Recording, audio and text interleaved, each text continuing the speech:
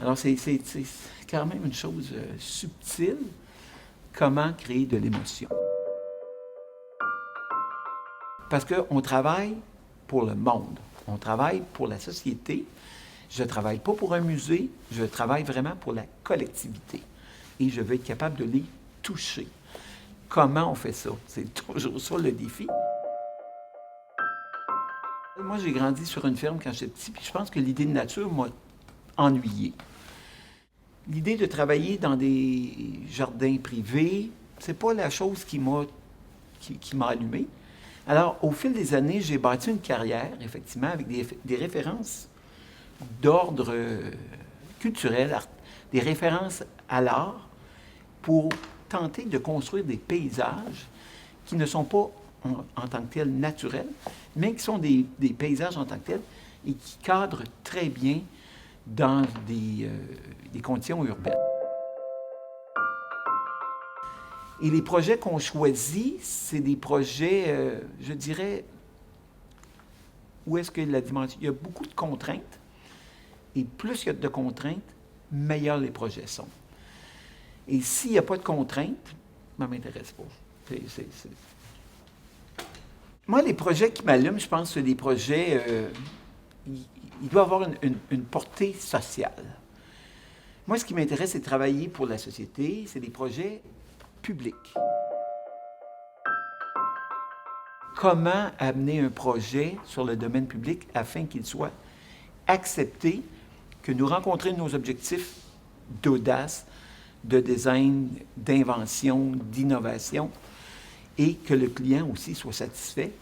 Et c'est toujours pousser au maximum l'idée où est-ce que tous sont confortables pour le faire. Il y a un processus d'éducation aussi qui doit se faire entre le client et architecte, qu'on puisse se comprendre, qu'on puisse se respecter, puis savoir jusqu'où tu peux aller. C'est le client a un rôle aussi important que le concepteur, que le designer, que l'architecte. On fait équipe. L'idéation, et des fois, elle est instantanée. Des fois, elle se bâtit à travers la contrainte. Il n'y a jamais d'élément principal. Mais chaque projet est bâti autour d'une idée. Une idée simple qui est capable de prendre une complexité. Elle ne doit pas être compliquée, mais elle peut être complexe. L'idée est souvent en fonction d'un lieu et d'un contexte. Et après ça, elle est comme explosée ou subvertie. Mais on est toujours capable d'expliquer le lien avec l'idée et le lieu. Alors, c'est quand même une chose subtile, comment créer de l'émotion.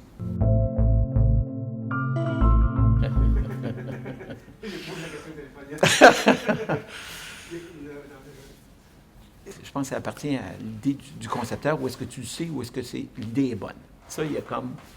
C'est un feeling, c'est une émotion, c'est pas toujours 100% démontrable, mais il y a une intuition qui appartient au créateur.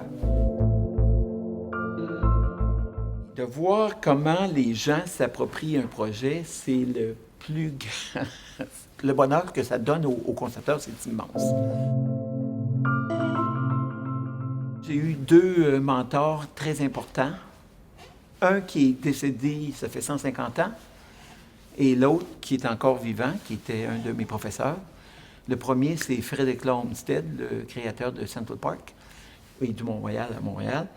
Et le deuxième, mon contemporain, c'est Martha Schwartz, une Américaine qui était probablement une des premières qui utilisait la dimension culturelle, qui était une artiste et qui a amené cette idée d'emprunt, de culture, d'art pour construire des paysages.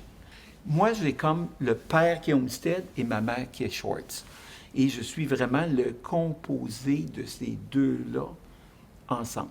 Ce qui fait que cette dimension d'approche conceptuelle dans le paysage urbain, c'est effectivement dans cette composition des deux. Puis je pense ce qui est intéressant, c'est effectivement d'avoir touché un paquet de projets, autant des espaces publics, des installations artistiques, sur des campus universitaires, des gros développements immobiliers avec des développeurs privés, Je pense que chacun d'eux mis ensemble informe l'un et l'autre.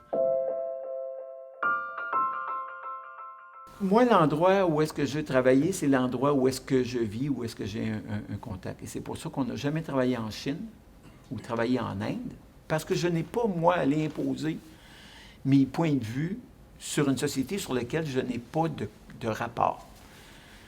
Travailler dans l'hémisphère nord-américain, oui, ça me parle.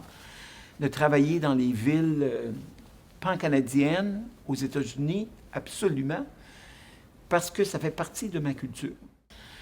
De comprendre là où j'interviens, pour moi, est important. Donc, la question du lieu et de son rapport et de sa compréhension, pour moi, est essentielle si je veux avoir une résonance.